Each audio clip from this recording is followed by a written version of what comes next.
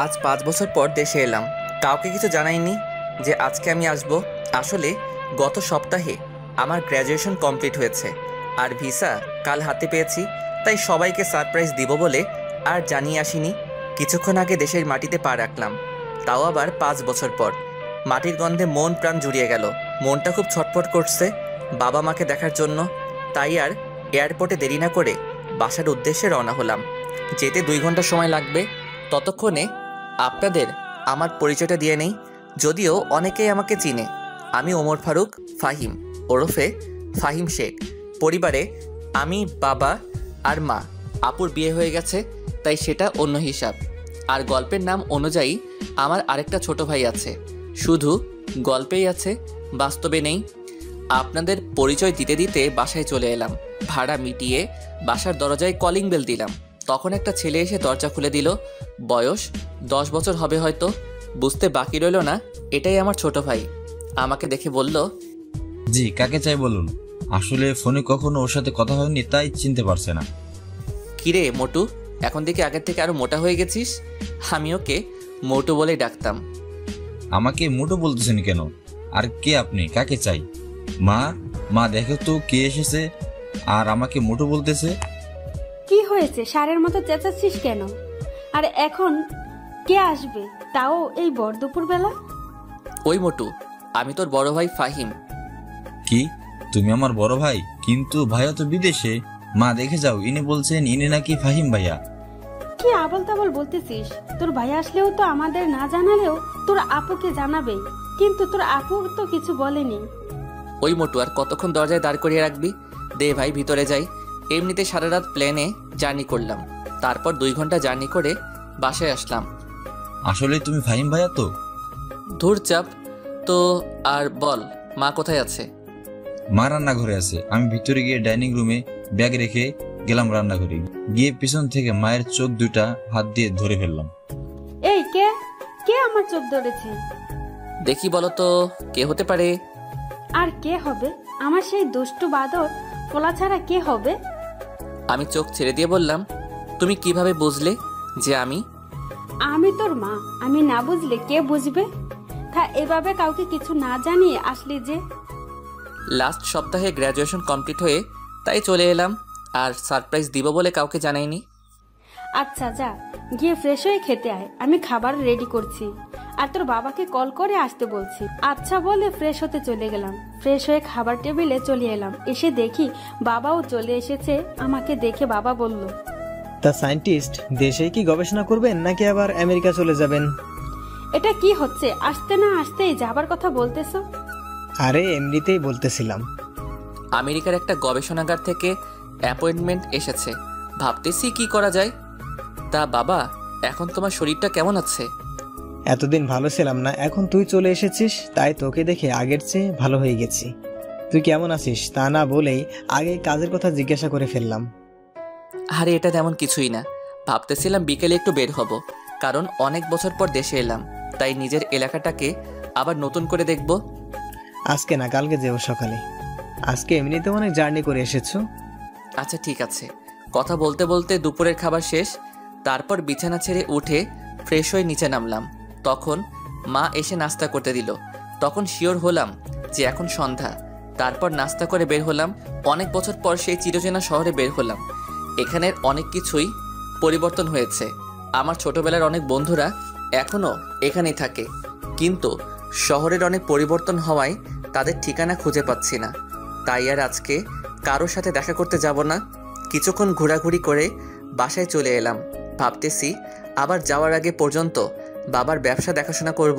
তাই রাতে খাবার টেবিলে বাবাকে বললাম, বাবা, ভাবতেছি আমিও কাল থেকে অফিস যাব, যতদিন দেশে আছি। আজকে তো মাত্র দেশে আসলি আর কাল থেকে অফিসে জয়েন করার কথা বলতেছিস? তো কি হয়েছে? এমনিতেও বাসায় একা একা ভালো লাগে না। ভালো না লাগলে বিয়ে করে ফেল, লেখাপড়া শেষ করে ফেললি, আর ভালো একটা চাকরিও পেয়েছিস। মা, আমি আসতে না আসতে তুমি আবার বিয়ের জন্য উঠে পড়েছো। এমন করলে কিন্তু আমি আগামী সপ্তাহেই চলে যাব। আরে থাক না, কিছুদিন যাক, তারপর না হয় এই বিষয়ে আলোচনা করা যাবে। তা ফাহিম, সেখানে কি তোর কোনো পছন্দের কেউ আছে নাকি? যদি থাকে তাহলে আমাদের ঝামেলাটা কমে যাবে। ধুর, আমি থাকবোই না এখানে। আগামী সপ্তাহেই চলে যাব। আসলেই কি তুই চলে যাবি? আচ্ছা ভাইয়া, তুমি বিদেশ থেকে কি কি এনেছো সেগুলো তো দেখালে না, আর আমাকে দিলেও না। যা, ভুলে গেছিলাম, খাওয়া শেষ করে দিচ্ছি। এভাবে কথা বলতে বলতে খাবার খেয়ে নিলাম। তারপর সবাইকে বললাম আমার রুমে আসতে। সবাই আসার পর সবাইকে তাদের জন্য আনা উপহার বুঝিয়ে দিলাম। মোটু তো খুশিতে লাফাতে শুরু করে দিল। তারপর ঘুমের জগতে হারিয়ে গেলাম। সকালে ফ্রেশ হয়ে নাস্তা করে রেডি হয়ে নিলাম। তারপর অফিসের জন্য বের হব, এমন সময় মোটু এসে বলল যে যাওয়ার সময় তাকে স্কুলে নামিয়ে দিয়ে যেতে, আর বাবা নাকি আজকে আগেই চলে গেছে। কি আর করার, আকিবকে নিয়ে চললাম। তারপর আকিবকে স্কুলে নামিয়ে দিয়ে অফিসের উদ্দেশ্যে চললাম। গাড়ি চলছে তার আপন গতিতে। হঠাৎ একটা মেয়ে গাড়ির সামনে চলে এলো। আসলে মেয়েটারও কোনো দোষ ছিল না, আমি একটু বেখালি হয়ে পড়েছিলাম, তাই এমন হলো। ভাগ্য ভালো, তাও অ্যাক্সিডেন্ট হয়নি। আমি তার আগে ব্রেক মেরে দিয়েছি। গাড়িটা একেবারে মেয়েটার কাছে গিয়ে থামলো। মেয়েটা ভয় পেয়ে চোখ বন্ধ করে ফেলেছে মনে হয়, তাই আমি তাড়াতাড়ি গাড়ি থেকে নেমে মেয়েটার সামনে গেলাম। গিয়ে জিজ্ঞাসা করলাম আর ইউ ফাইন? মেয়েটা চুপ করে আছে, তাই আবার জিজ্ঞাসা করলাম আপনি কি ঠিক আছেন? কোথাও লাগেনি তো আপনার? তখন মেয়েটা চোখ খুলে তাকালো, তখনও কিছু বলল না। তাই আবার জিজ্ঞাসা করলাম আপনি কি ঠিক আছেন, নাকি কোথাও লেগেছে আপনার? ডাক্তারের কাছে নিয়ে যেতে হবে নাকি? তখন মেয়েটা বলল না, আমি ঠিক আছি, বলে মেয়েটা চলে যেতে লাগলো। আমি পিছন থেকে অনেক ডাকলাম, কিন্তু কোনো রেসপন্স করলো না। তাই আমিও আবার গাড়িতে উঠে অফিসের উদ্দেশ্যে চললাম। কিছুক্ষণ পর অফিসে চলে গেলাম। সেখানে গিয়ে দেখি খুব সুন্দর করে অফিস সাজানো, আর সবাই ফুলের তোড়া নিয়ে গেটে নিয়ে দাঁড়িয়ে আছে। আমি গাড়ি থেকে নামা মাত্রই সবাই একে একে এসে আমাকে ফুলের তোড়া দেওয়া শুরু করলো, সাথে স্বাগতম প্লাস অভিনন্দন জানাচ্ছে। এইসব শেষে বাবা এসে বললেন কি হলো, তোর এত দেরি হলো কেন? আসলে বাবা রাস্তায় একটা সমস্যা হয়েছিল, তাই আসতে একটু দেরি হয়েছে। ও আচ্ছা, ঠিক আছে, আয়, সবার সাথে পরিচয় হয়নি, পরে চল আমরা আমার কেবিনে যাই। তারপর একে একে সবার সাথে পরিচিত হয়ে বাবার সাথে তার কেবিনে গেলাম। তারপর বাবা আমাকে কাজ বোঝাচ্ছেন। তারপর পিয়ন এসে কফি দিয়ে গেল। আমি আর বাবা কফি খাচ্ছি আর কাজের বিষয় দেখছি। তখনই বাবা বলল শোন, আমি কালকে একটা কাজে মালয়েশিয়া যাব 3 দিনের জন্য, আর এই 3 দিন তোকে অফিস সামলাতে হবে। আচ্ছা, তা না হয় হবে, কিন্তু কি কাজে যাবে তা তো বলো। আর এই 3 দিন কোনো মিটিং কি আছে নাকি? অফিসের কাজে যাব, আর কালকে 3টায় মিটিং আছে, আর বাকি সব তোকে ম্যানেজার বুঝিয়ে দিবে। আর বিটিকে উনি তোর সাথেই থাকবেন। তোর যদি কোনো সমস্যা হয় তাহলে ওনাকে বলবি, উনি তোকে সব রকম সাহায্য করবেন। এইভাবে বাবা ছেলে কাজের ব্যাপারে কথা বলতে বলতে লাঞ্চের টাইম হয়ে গেল। তাই ক্যান্টিনে গিয়ে লাঞ্চ করে নিলাম। আমাদের ক্যান্টিনে দেখে সবাই অবাক হয়ে গেল। আসলে বাবা বলেছিল রেস্টুরেন্টে গিয়ে লাঞ্চ করতে, কিন্তু আমি বললাম ক্যান্টিনে যেতে। আমার সাধারণ মানুষের মতো চলাফেরা করতেই ভালো লাগে, তাই সবাইকে বললাম কি হলো, আপনারা লাঞ্চ করা বন্ধ করে দিলেন কেন? সবাই যার যার মতো লাঞ্চ করে কাজে যান। আসলে স্যার, আপনি আমাদের সাথে ক্যান্টিনে বসে খাবেন, তাই একটু অবাক হলাম। অবাক হবার কিছুই নেই, আমিও আপনাদের মতোই একজন মানুষ, তাই সবাই নিজেদের মতো লাঞ্চ করে নিজেদের কাজে ফিরে যান। তারপর বাবা আর আমি লাঞ্চ করে কেবিনে চলে গেলাম। তারপর আবার কাজ করা শুরু করলাম। কখন যে সন্ধ্যা হয়ে গেল তা বুঝতেই পারলাম না। হঠাৎ ফোনটা চিল্লানি শুরু করে দিল, তাই ফোন উঠাইলাম। উঠাইয়া দেখি মা কল দিয়েছে, তাই কল রিসিভ করলাম। পরে মা বলল কি রে, বাসায় কি আজকে আর আসবি না? মার কথা শুনে আমি ঘড়ির দিকে তাকালাম, তাকিয়ে দেখি 6টা বেজে গেছে। আমি মাকে আসছি বলে কল কেটে দিলাম। অফিস থেকে বের হয়ে গাড়িতে উঠে গাড়ি স্টার্ট করলাম। তখনই আবার ফোন চিল্লানি দেওয়া শুরু করলো। যা বাবা, এখন আবার কল দিল কিল্লাই। কল রিসিভ করার পর বাবা বলল এই শুন, আমি না আকিবকে তার ম্যাডামের বাসা থেকে আনতে ভুলে গেছি। তুই তো মনে হয় অফিস থেকে বের হয়ে গেছিস, তাই একটু আসার পথে তাকে নিয়ে আসিস। আচ্ছা, তুমি ঠিকানা দাও, আমি আসার সময় নিয়ে আসবনি। নিয়ে আসিস, কিন্তু ও একাই আসতে পারতো, কিন্তু রাত হয়ে গেছে তাই তোকে বললাম নিয়ে আসতে। আমি বাবার দেওয়ার ঠিকানায় চলে গেলাম। গিয়ে কলিং বেল বাজালাম। তখন যে দরজা খুলে দিল তাকে দেখে আমি হা হয়ে গেছি। তখন মেয়েটা আমাকে দেখে একটা রাগী ভাব নিয়ে আমার দিকে তাকালো আর জিজ্ঞাসা করলো আপনি এখানে কেন? আমার পিছু করছেন না তো? আসলে আমার ভাই এখানে প্রাইভেট পড়ে, রাত হয়ে গেছে তাই ওকে নিতে এসেছি। আপনি মনে হয় এখানে পড়েন, তাই না? মিথ্যা বলার জায়গা পান না, এখানে যে পড়ে তার কোনো বড় ভাই নাই। তাইলে কি ভুল ঠিকানায় চলে এলাম নাকি? হতে পারে, আবার হতে পারে আপনি আমার পিছু করছেন। তাই বাবাকে কল দিলাম, রিসিভ করলে আমি বললাম, বাবা ঠিকানা কি ঠিক দিয়েছো নাকি ভুল? ঠিকানা ভুল হবে কেন? ঠিকানা তো ঠিকই দিয়েছি। এখান থেকে তো বলতেছে যে এখানে যে পড়ে তার কোনো বড় ভাই নেই।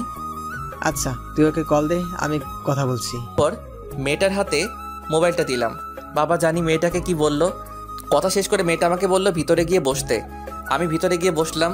তখন একজন মহিলা আর একজন বয়স্ক লোক এলো। বয়স ৪৫ বছর হবে মনে হয়। সম্ভবত ইনারা এই মেয়ের বাবা মা। তাই আমি ওনাদের সালাম দিল। তারপর তাদের সাথে কথা বলতেছিলাম। তখনই মেয়েটা আমাকে এনে নাস্তা দিল আর বলল, আপনি নাস্তা করে নিন, হাকিবের আর কিছু পড়া বাকি আছে। আচ্ছা, আপনি ওর কেমন ভাই হন? জি আমি ওর চাচাতো ভাই। বলেই মুখটা মলিন করে ফেললো। কি জন্য করলো তা বুঝলাম না। তারপর মেয়েটা চলে গেল। প্রায় ৩০ মিনিট পর আকিব আর মেয়েটা বেরিয়ে আসলো, কিন্তু তার ম্যাডামকে তো দেখলাম না। তারপর আকিবকে নিয়ে বেরিয়ে আসলাম। আকিবকে জিজ্ঞাসা করলাম, কিরে মোটু, তুই আর ওই মেয়েটাই কি পড়িস নাকি তোদের ম্যাডামের কাছে? তুমি মেয়ে পেলে কোথায়? কেন, তোর সাথে যে মেয়েটা বের হলো ওইটাই তো তোর সাথে পড়ে। ওইটা? আরে ওইটা হচ্ছে আমার ম্যাডাম। ও, ওইটা তোর ম্যাডাম? হ্যাঁ, কিন্তু কেন? কিছু না, এমনি জিজ্ঞাসা করলাম আর কি। তারপর দুই ভাই আরো অনেক কথা বলতে বলতে বাসায় চলে আসলাম। পরে রুমে গিয়ে ফ্রেশ হয়ে নিলাম। তারপর মায়ের কাছে চলে গেলাম। মাকে গিয়ে বললাম, মা একটা কথা বলবো। বল, কি বলবি? আচ্ছা মা, অধরারা কি এখনো আগের বাসায় থাকে নাকি? না, ওরা এখন আর আগের জায়গায় থাকে না। তুই চলে যাবার কিছুদিন পরেই তারা অন্য জায়গায় চলে গেছে। কিন্তু হঠাৎ তুই তাদের কথা জিজ্ঞাসা করছিস কেন? না, এমনি বলছিলাম। সেই কবে যে তাকে দেখেছিলাম, এখনো মনে হয় আগের থেকে অনেক সুন্দর আর কিউট হয়েছে হয়তো। হতে পারে, কিন্তু তুই এসব বলতেছিস কেন? তুই কি ওকে পছন্দ করতি নাকি? আর করলেও লাভ নাই। কেন? ওর বাবা মা 1 বছর আগে মারা যায়। এখন সে তার মামার বাসায় থাকে। আর গত বছর তার বিয়ে হয়ে গেছে শুনেছি। কথাটা শুনে মনটা খারাপ হয়ে গেল। তাও মাকে বুঝতে না দিয়ে জিজ্ঞাসা করলাম, আচ্ছা বাবা কোথায়? রুমে আছে। কালকে নাকি বিদেশে যেতে হবে মিটিং এর কাজে। বসে বসে তাই দেখতেছে। আচ্ছা বলে রুমে এসে পড়লাম। রুমে এসে বসলাম, তখনই একটা মেইল এলো। মেইলটা দেখে অবাক হয়ে গেলাম, কারণ আমাদের একটা এক্সপেরিমেন্ট করার কথা ছিল, আর সেইটা আগামী মাসের 7 তারিখে শুরু করার কথা ছিল, কিন্তু সেটা নাকি আগামী সপ্তাহেই শুরু হবে। শিওর হওয়ার জন্য সিয়ামকে কল দিলাম। সিয়াম আমার classmate. Hello, who are you? Hi Siam, it's me Fahim. Oh, how are you, dost? Would you receive any mail from SST tab? Yup, just I received a mail from lab. Our experiment will be start on 20 December. So when you are come back USA? I will be back next Friday. Okay? See you soon, USA. Okay, bye. See you soon. তারপর call কেটে দিয়ে বাবার কাছে গিয়ে বললাম, বাবা আসবো? আয়, কিছু বলবি নাকি? আসলে ইউএসএ থেকে মেইল এসেছে, তাই আমাকে শুক্রবার আবার ফিরে যেতে হবে। তার মানে তুই শুক্রবারই চলে যাবি? হ্যাঁ, শুক্রবারই যেতে হবে। যতদিন না তা না হয় বুঝলাম, কিন্তু গেলে আসবি কবে?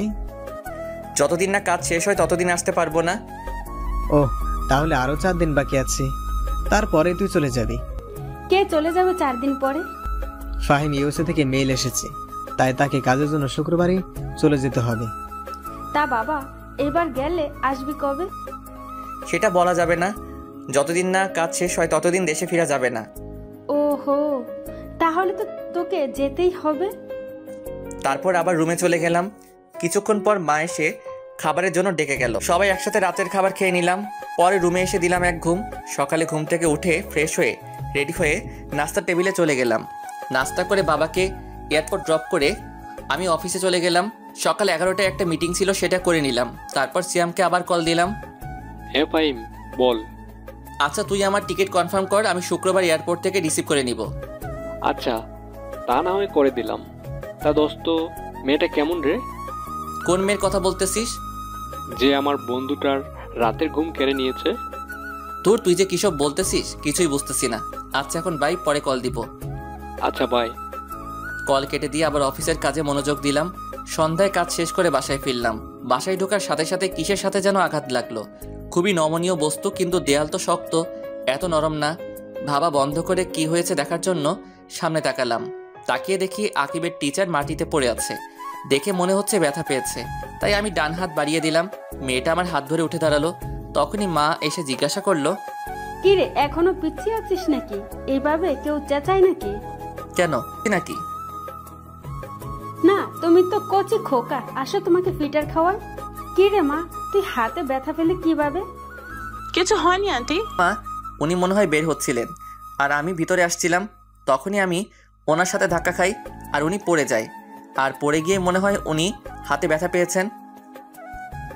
এত বড় হয়ে গিয়েছিস, এখনো দেখে চলাফেরা করতে পারিস না? দেখ তো, তোর জন্য মেয়েটা কেমন একটা ব্যথা পেয়েছে। আকিব, ফার্স্ট এড বক্সটা নিয়ে আয় তো তাড়াতাড়ি। আন্টি, এর কোনো দরকার নেই। তুই চুপ কর। কোনটা দরকার সেটা আমি বুঝবো, তুই চুপ করে বসে থাক। এমনভাবে সেবা করছে দেখে মনে হচ্ছে ছেলের বউয়ের সেবা করছে। ঠিক বলেছিস, ছেলের বউ তো। আমি কখন কি বললাম আবার? আর তোমার কোন ছেলের বউ? কেন, তোর বউ বললাম। আর ইনাকে তো আমি ভালো করে চিনিও না। ওর নাম হলো ইসরাত জাহান অধরা। আমার ওকে ইসরাত বলে ডাকি। আর ওর সাথে তোর বিয়ে ঠিক হয়ে আছে। আমি বিয়েই করব না কখনোই। তুই করবি না, তোর বাপ করবে। বাবাকেই করাও, তাইলে তোমার একটা সতীন হবে। দাঁড়া হতচ্ছাড়া, দেখছি বিয়ে কিভাবে না করিস। আন্টি, আমি গেলাম। আরে কই যাস? নাস্তা করে যা, আমি এখনই এনে দিচ্ছি। আর রাতের খাবার না খেয়ে তোকে যেতে দিব ভাবলে কিভাবে? আন্টি, আজকে না, অন্য একদিন। এখন থেকে তো আকিবকে এখানে এসেই পড়াবো। সেটা পরে দেখা যাবে, এখন বস, রাতের খাবার খেয়ে যাবে। আর আমি এখন নাস্তা এনে দিতেছি, বস। তুই এখনো দাঁড়িয়ে আছিস কেন? যা গিয়ে ফ্রেশ হয়ে নে। যাচ্ছি। এমন করলে তো এখানে টিকাই যাবে। আমি কালকে চলে যাব, তখন দেখবো করে আমার সাথে এমন করো। যেদিনই যাস, যাওয়ার আগেই তোকে বিয়ে করাবো। সেটা দেখা যাবে না। আমি বিয়ে করব না মনের মতো কাউকে যতক্ষণ না পাই। আমিও দেখে নিব কি করে তুই বিয়ে না করিস। ইসরাত বিয়ের কথা শুনে মনে হয় লজ্জা পেয়েছে, মুখ পুরো লাল হয়ে গেছে। আমি গিয়ে ফ্রেশ হয়ে নিলাম। পরে আকিবের কাছে গেলাম, গিয়ে বললাম, কি রে মোটো, কি করিস? কি আর করবো, ম্যাডাম যা পড়া দিয়েছে সেগুলো পড়তেছি। ম্যাডাম কি চলে গেছে নাকি? কেন, ম্যাডাম চলে গেছে কিনা জানতে চাইছিস? একটু টিভি দেখতাম আর কি, একটা নতুন কার্টুন হচ্ছে সেটা দেখতে হবে, তাই জিজ্ঞাসা করলাম। না আম্মু, তোর ম্যাডামকে নাকি তোর বউ করবে তাই বসিয়ে রেখেছে। আমার বউ না, তোমার বউ বানাবে। আর এটা হচ্ছে অধরা আপু, যাকে তুমি ভালোবাসো। আমি ভালোবাসি কি যা তা বলছিস এসব? কে কিসব বলতেছে? কই কিছু না তো। বলছিলাম কি, বিয়েটা যখন করতেই হবে তাহলে কালকেই করে নেই। চাইতেছিলাম বউকে একেবারে সাথে করে নিয়ে যাব। কিছুক্ষণ আগেই না বললি বিয়ে করবি না, এখন বলছিস বিয়ে করবি, বউকে সাথে নিয়ে যাবি? কিছুই তো বুঝতে পারছি না। আসলে মা, ভাইয়া পুরোটা বলার আগেই আমার মুখ চেপে ধরালো। বড়দের মাঝখানে কথা বলতে নেই, মোটো সেটা কি জানিস না? তুই ওকে আটকালি কেন? আকিব কি বলছিলি বলতো? আমি ওকে চোখের ইশারায় না বলতে বলে মুখ ছেড়ে দিলাম। কিছু না মা, আসলে ভাইয়া চাইছিল চলে যাবে, আর তুমিও তো বললে ভাইয়াকে যেভাবে হোক বিয়ে করাবে, তাই। সত্যি তো? মিথ্যা কেন বলবো তোমার সাথে? তাহলে কি কালকেই বিয়ের ব্যবস্থা করবে নাকি? জি না, এখন আর আপনাকে বিয়ে আপনি যাওয়ার আগে করানো যাবে না। আগে আমাকে জানতে হবে কি জন্য এই সময়ের মধ্যে আপনি রাজি হয়ে গেছেন। ধুর, ভাল লাগে না, আমি কালকেই চলে যাব বলে সিয়ামকে কল দিলাম। হেই সিয়াম, listen, I will be back on first flight tomorrow, so you confirm the ticket and let me know. Okay, I will let you know by cutting the trick. Okay bye বলে call কেটে দিলাম। পরে রুমে গিয়ে packing করে নিলাম। তারপর সন্ধ্যার নাস্তা করে রুমে চলে এলাম। এসে বাবাকে কল দিয়ে জানিয়ে দিলাম যে আমি কালকেই চলে যাব।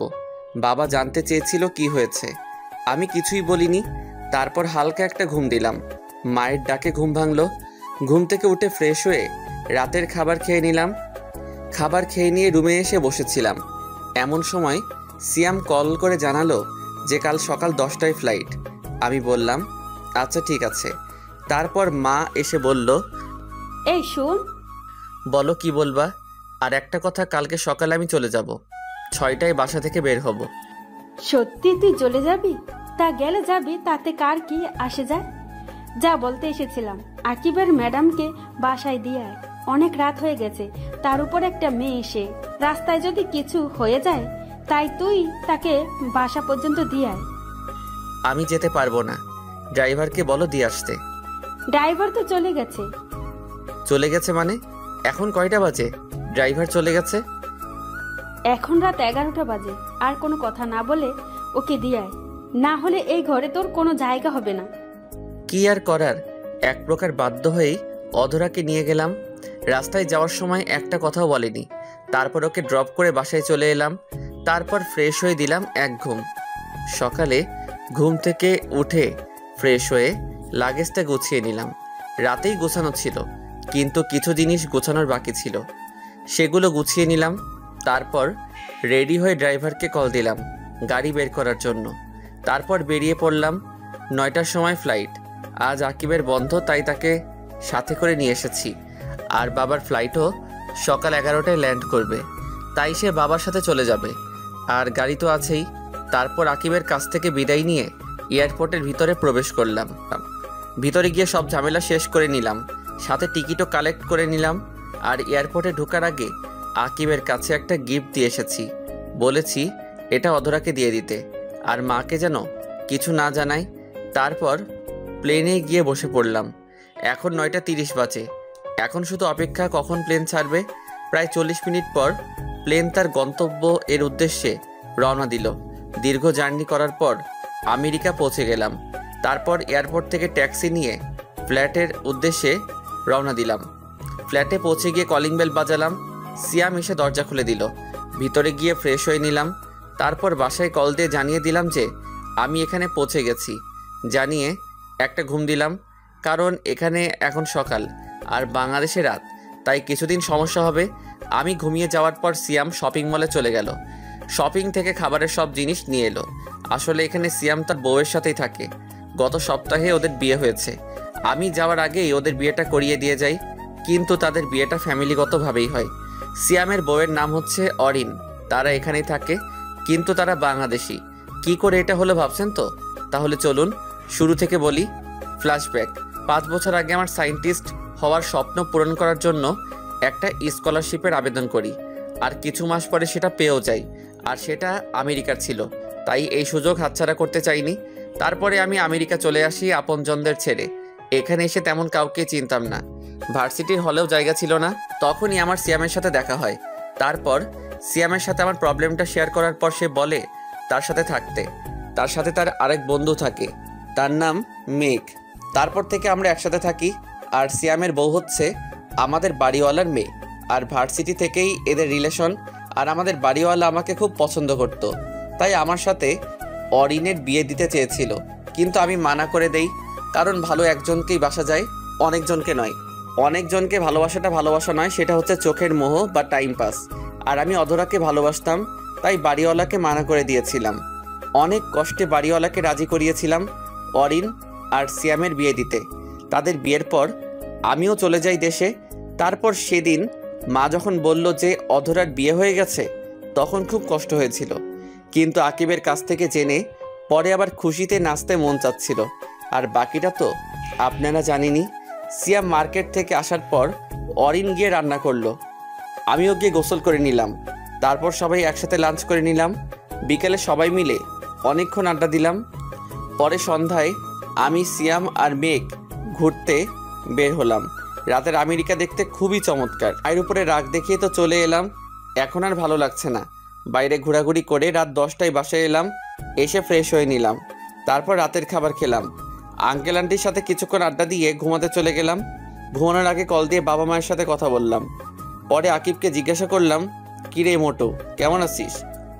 জি আমি ভালো আছি ভাইয়া, তুমি কেমন আছো? আলহামদুলিল্লাহ, আমিও ভালো আছি। তা আজকে কি তোর ম্যাডামের কাছে পড়তে গিয়েছিলি নাকি? হ্যাঁ ভাইয়া গিয়েছিলাম, আর সেটাও দিয়ে এসেছি, কিন্তু সেটাতে কি এমন আছে যা আমাকে দেখতে দিলে না? কালকে পড়তে গেলেই দেখতে পাবি। আচ্ছা এখন রাখি, ঘুমাবো। সকালে উঠে কল দিবনি। এখন ঘুমাবে কেন? এখন তো সকাল। ওরে গাধা, এটা আমেরিকা। বাংলাদেশে সকাল হলে এখানে রাত, আর এখানে সকাল হলে বাংলাদেশে রাত। তুই কি তোদের সমাজ বই পড়িসনি নাকি? ও আচ্ছা ভাই। তারপর ফোন রেখে দিলাম এক ঘুম। হঠাৎ ফোনের চিল্লানির আওয়াজে ঘুমটা ভেঙে গেল। দূর শালা, এখন আবার কে ফোন দিল? মাত্র ঘুমাইলাম। বিরক্তি বোধ নিয়ে ফোনের দিকে তাকিয়ে দেখি বাংলাদেশের নাম্বার, কিন্তু এটা তো বাবা মা বা আপুর নাম্বার না। এইসব ভাবিতে ভাবিতে কলটা কাটিয়া গেল। আবার কল আসায় ভাবনার জগৎ থেকে বেরিয়ে এসে কল রিসিভ করলাম। কল রিসিভ করে আমি, আসসালামু আলাইকুম, কে বলছেন? ওয়ালাইকুম আসসালাম। লেখক সাহেব কেমন আছেন? জি আলহামদুলিল্লাহ ভালো, কিন্তু আপনি কে? কি করতেছেন এখন? আগে বলুন তো আপনি কে, কারণ বাংলাদেশে আমার নাম্বার আমার বাবা মা ছাড়া আর কেউ জানে না। কিন্তু আপনি পেলেন কোথায়? আস্তে আস্তে সব জানতে পারবেন। আমি এখনই টুট টুট টুট। আমি কত শেষ করার আগেই কলটা কেটে দিল। আমিও আবার দিলাম আরেক ঘুম। আবার ঘুমটা ভেঙে গেল সিয়ামের ডাকাডাকির কারণে। তাই ঘুম থেকে উঠে ওকে দিলাম কিছুক্ষণ উত্তম মধ্যম দোলাই, কিন্তু মেঘকে দেখতে পেলাম না। সিয়ামকে জিজ্ঞাসা করে জানতে পারি ও নাকি ভার্সিটি গেছে, কিন্তু ও তো আমাদের সাথেই ডিগ্রি নিয়েছে। আরে তুই বুঝতে পারিসনি ও কেন গিয়েছে? কেন? দূর বেটা, এই 2 দিনেই ভুলে গেলি? মেঘ লুচ্চামি করতে ভার্সিটিতে গিয়েছে। শালায় এখনো ভালো হয়নি, এখনো সেই লুচ্চামি করে। এই লুচ্চামি করতে গিয়ে যে মেয়ে কত মেয়ের হাতে মাইর খাইছে তা হিসাবের বাহিরে। এরই মধ্যে আগমন অরিনের। এসে আমাকে জিজ্ঞাসা করলো, ভাইয়া কার কথা বলছেন? কে মেয়েদের হাতে মার খেয়েছে? কে আবার? তোমার গুণধর স্বামী। ভাইয়া সত্যি বলছেন তো নাকি? অরিন, তুই আমার ছোট বোনের মতো। আমি তোকে মিথ্যা বলবো এটা তুই ভাবতে পারলি কি করে? বুঝতে পারছি তোরা কেউ আমাকে দেখতে পারিস না, তাই আমি ঠিক করেছি আমি এখান থেকে চলে যাব। আমার বলা শেষ করে তাকিয়ে দেখি অরিন সিয়ামকে মারা শুরু করে দেয়, আর সাথে কান্না করতে করতে বলছে, আমি তোকে এত ভালোবাসি আর তুই অন্য মেয়েদের পিছনে ঘুরিস কেন? এখন কি আমাকে আর ভালো লাগে না? আরে ফাহিম, এগুলো মজা করে বলেছে, আমি এমন কিছুই করি নাই। তাদের এই রোমান্টিক ঘটনা দেখে বললাম, এই তোরা এভাবেই থাক, বলেই আমি কিছু ছবি তুলে নিলাম। এইসবের মানে কি ভাইয়া? আসলে আরেকবার পরীক্ষা করে দেখে নিলাম যে তোমাদের দুইজনের ভালোবাসা একই রকম আছে কিনা। তাই বলে তুই এটা করবি? তারা দেখাচ্ছে মজা বলেই সিয়াম উঠলো আমাকে তাড়া করার জন্য, কিন্তু আমাকে আর কে পায়? এক দৌড় দিয়ে বেরিয়ে আসলাম। তারপর বেরিয়ে পড়লাম এক বিপদে। দৌড়ে চলে এলাম কিন্তু গাড়ির চাবি তো আনিনি, তাই আবার ফিরে গিয়ে চাবি নিয়ে এলাম। তারপর গাড়িতে উঠে গাড়ি স্টার্ট দিলাম। পরে কিছুক্ষণ ঘোরার উদ্দেশ্যে বাসা থেকে বের হলাম। কিছু দূর যাওয়ার পর দেখি রাকিবা দাঁড়িয়ে আছে, তাই তাকে দেখে গাড়ি দাঁড় করালাম। রাকিবা হচ্ছে আমার ফ্রেন্ডের বোন। ফ্রেন্ডের সাথে পরে পরিচয় করিয়ে দিবনি। তারপর গাড়ি থেকে রাকিবার কাছে গিয়ে জিজ্ঞাসা করলাম, হেই রাকিবা, কেমন আছো? আরে তুমি এখানে? আমি ভালো আছি। তা ফিরলে কবে? এই তো গতকাল রাতে। তা এখানে কি করো? এই তো একটু বের হচ্ছিলাম, এখন বাসা যাব। তা এত তাড়াতাড়ি ফিরে আসলে যে? এখানে একটা কাজ পড়েছে তাই চলে এসেছি। তা এখানেই থাকার চিন্তা করেছো নাকি? না, এখানে থাকার কোনো প্ল্যান নাই। 6 মাসের একটা কাজ আছে, সেটা শেষ হলেই চলে যাব। তা বিয়ে করবে না নাকি সারা জীবন সিঙ্গেলই থাকবা? করবো বলতে বিয়ে তো করেই ফেলেছি আরো 5 বছর আগে। মানে? আপনারা বুঝতে পারেন নাই, সেটা আমি না বলে বুঝবেন কি করে? তাহলে চলুন বলি। আসলে এখানে আসার আগেই আমার আর অধরার বিয়ে দিয়ে দিয়েছিল আমাদের পরিবার, কিন্তু সেটা আমি আর অধরা জানতাম না। যেদিন বাসায় যাই সেদিনই জানতে পারি বাবার থেকে যে আমার আর অধরার আগে বিয়ে হয়ে গেছে। শুধু আমার সেটেল হওয়ার জন্য আগে আমাদের জানাই নাই। এখন আমার পড়ালেখা শেষ প্লাস জবও করি, তাই বলেই দিয়েছে। আর মা চেয়েছিল আমি এখানে ব্যাক করার আগে অনুষ্ঠান করে অধরাকে বাড়িতে আনি। মা মনে করেছিল যে আমি বিয়ের বিষয়ে জানি না, তাই মা বলেছিল যে আকিবের টিচারকে বিয়ে করতে হবে। আশা করি সবাই বুঝতে পারছেন, সাথে রাকিবাও বুঝে গেছে। ও, তাহলে তো একটা ট্রিট পেতেই পারি। তা তো দিবই, কিন্তু আজকে না কালকে। আর চলো এখন তোমাকে তোমার বাসায় নামিয়ে দিয়ে আসি। তারপর রাকিবাকে তার বাসায় নামিয়ে দিয়ে এলাম। পরে সারাদিন ঘোরাঘুরি করে রাতে রেস্টুরেন্টে খেয়ে বাসায় আসলাম। তারপর দিলাম এক ঘুম। সকালে ফোনের আওয়াজে ঘুমটা ভেঙে গেল। ফোনের স্ক্রিনে তাকিয়ে দেখি মা কল দিয়েছে, তাই কলটা রিসিভ করলাম। কি রে, সেখানে গিয়ে কি ভুলে গেলি নাকি? তোমাদের ভুলবো কি করে বলো তো? না, মনে হলো তো তাই বললাম। আর তা কেমন আছিস? আলহামদুলিল্লাহ ভালো আছি, তুমি কেমন আছো? আমিও ভালো আছি। বাবা আর আকিব কেমন আছে? তারাও ভালো আছে, কিন্তু তুই যে এভাবে চলে যাবি বুঝতে পারিনি। এখানে এলি কিন্তু 1 সপ্তাহ থাকলি না। মা, বোঝার চেষ্টা করো আমি একজন বিজ্ঞানী, আর আমার যে কোনো সময় যে কোনো জিনিস আবিষ্কার করার জন্য ডাক আসতে পারে। যখন ডাক আসবে আমাকে তখনই চলে যেতে হবে। তা বুঝলাম, কিন্তু খাওয়া দাওয়া ঠিক মতো করবি কিন্তু। আচ্ছা মা, ঠিক আছে, এখন রাখি, বাই। আচ্ছা ঠিক আছে, বাই।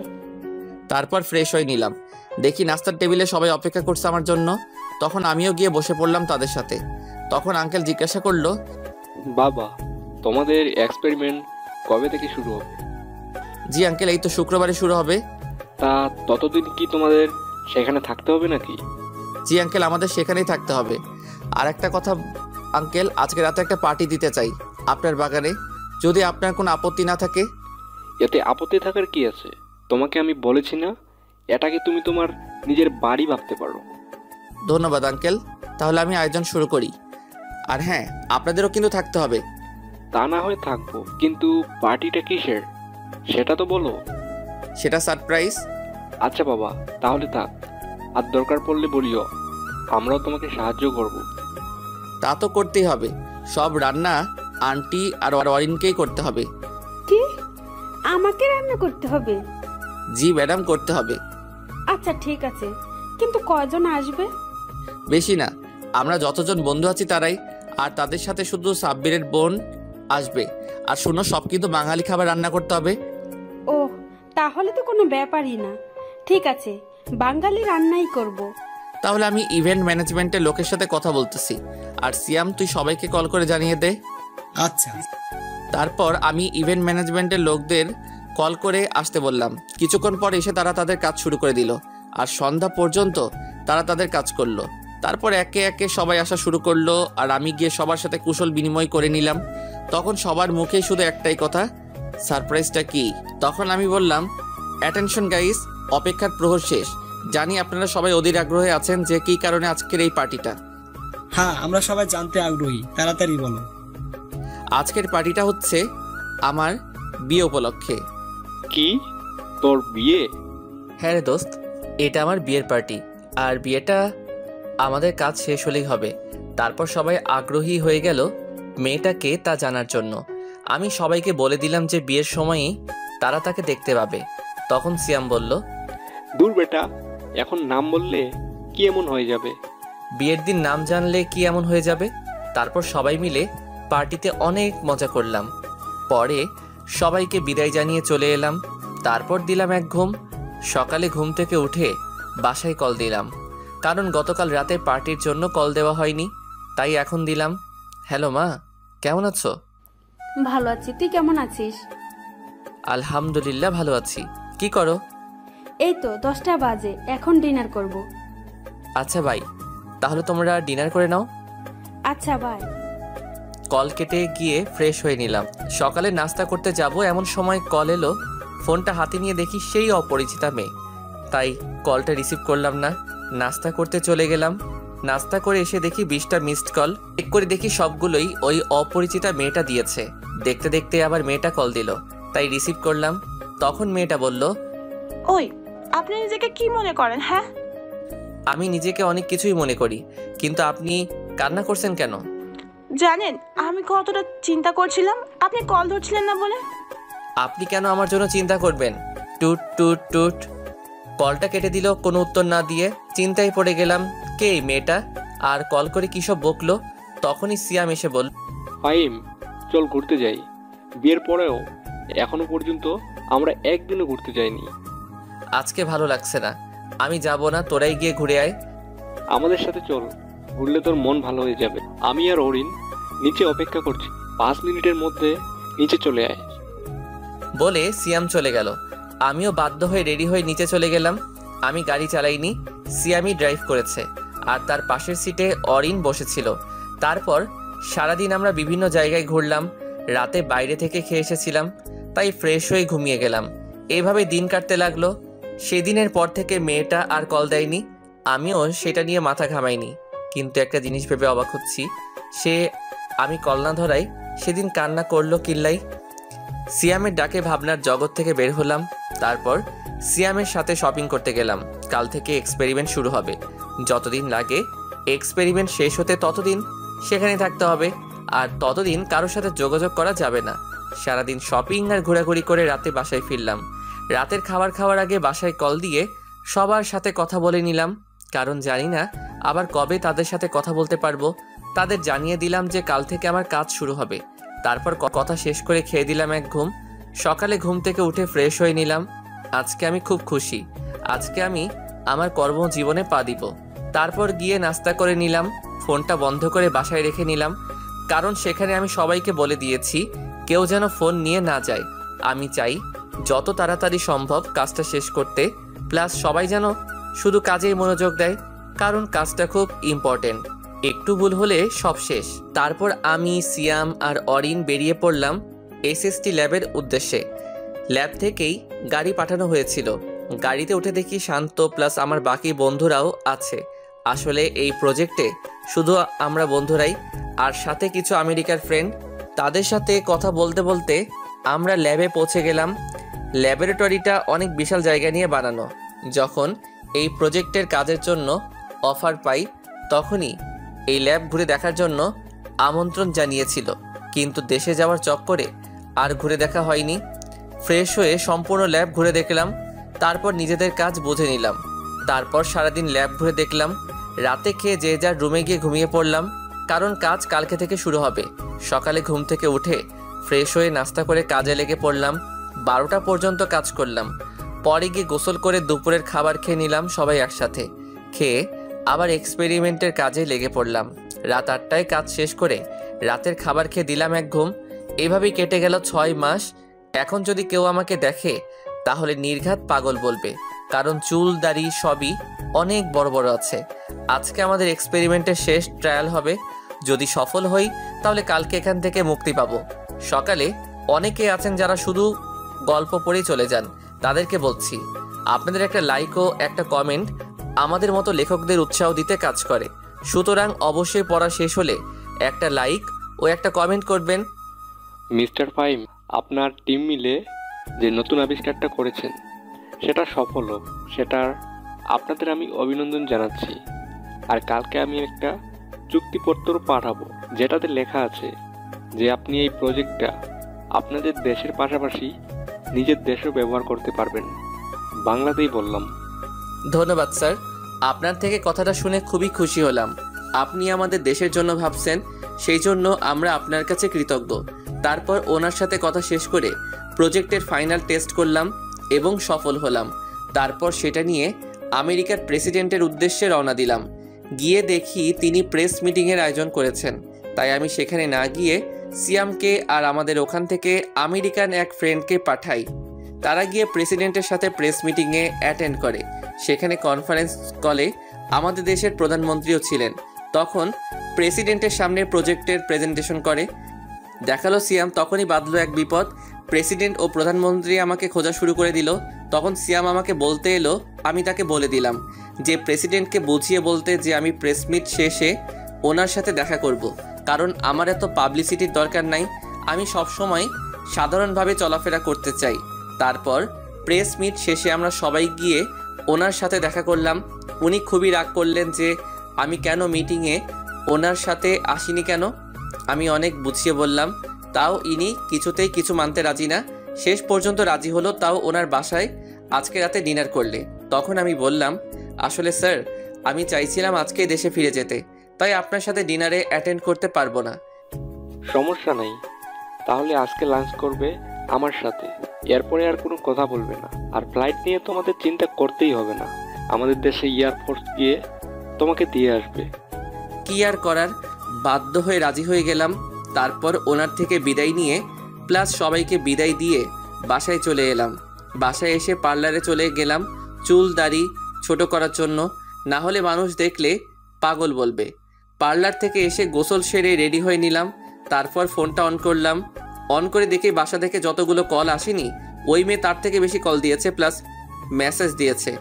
দেখতে দেখতে বাবা কল দিল, আমিও কল রিসিভ করলাম। আসসালামু আলাইকুম বাবা, কেমন আছো? আর বাসার সবাই কেমন আছে? ওয়ালাইকুম আসসালাম, আলহামদুলিল্লাহ আমি ভালো আছি, আর বাসার সবাই ভালো আছে। এইমাত্র নিউজে দেখলাম কংগ্রেস। আমি জানতাম তোরা পারবি। ধন্যবাদ, কিন্তু এখন কয়টা বাজে? এই তো রাত 1টা বাজে। এত রাত পর্যন্ত জেগে আছো কেন? মনে তো হচ্ছে প্রতিদিনই অনেক রাত পর্যন্ত জাগনা থাকো। এই না না, প্রতিদিন না, এই সপ্তাহখানিক ধরে। কারণ তুই তো বলছিলি যে 6 মাস পর তো এক্সপেরিমেন্ট শেষ হবে, তাই প্রতিদিন রাতে খবর দেখার জন্য জেগে থাকতাম। কবে যে নিউজে বলবে আমার ছেলেটার কাজ শেষ হবে আর কবে আমার ছেলেটা দেশে ফিরবে। তা বাবা, দেশে কবে ফিরবি? এটা সারপ্রাইজ যে দেশে কবে ফিরবো। এখন গিয়ে চুপচাপ ঘুমিয়ে পড়ো। বয়স তো কম হলো না, বুঝো না কেন যে রাত জাগলে শরীর খারাপ হবে? আর ওষুধ ঠিকমতো খাচ্ছ তো? আচ্ছা ঠিক আছে, মনে থাকবে। ঔষধ না খেলে কি আমার রক্ষা আছে নাকি? তোমার সাথে এমনই হওয়া উচিত। ওকে বাই, পরে কথা বলবো, তুমি ঘুমাও। এখন আবার প্রেসিডেন্টের সাথে লাঞ্চ করতে যেতে হবে। আচ্ছা বাবা, যা। আর শোন, সাবধানে থাকবি। আমি আচ্ছা বলে কল কেটে দিলাম। হঠাৎ গাড়ির হর্নের শব্দ শুনতে পেলাম। বের হয়ে দেখি আমাদের নিতে গাড়ি পাঠিয়ে দিয়েছে। তারপর আমরা গিয়ে গাড়িতে উঠে বসলাম। গাড়ি চললো তার আপন গতিতে। কিছুক্ষণ পর আমরা প্রেসিডেন্টের বাংলোয় পৌঁছে গেলাম। সেখানে আমাদের ফুলের তোড়া দিয়ে আমন্ত্রণ জানানো হলো। তারপর সবাই একসাথে লাঞ্চ করে নিলাম। ও আপনাদের তো বলাই হয়নি, আমরা 10 জন মিলে টিম করে করে কাজ করেছিলাম প্রজেক্টটাতে। তারপর প্রেসিডেন্ট জানতে চাইলেন, তা ফাহিম, সবাই তো বিয়ে করে ফেললো এখানে, শুধু তুমি ছাড়া। তা বিয়ে করার কি কোনো প্ল্যান নাই নাকি? সবে মাত্র তো নিজের কাজে জয়েন করলাম, তা ভাবছি এইবার দেশে গিয়ে বিয়ে করে নিব। আর আপনাকে কিন্তু আসতেই হবে।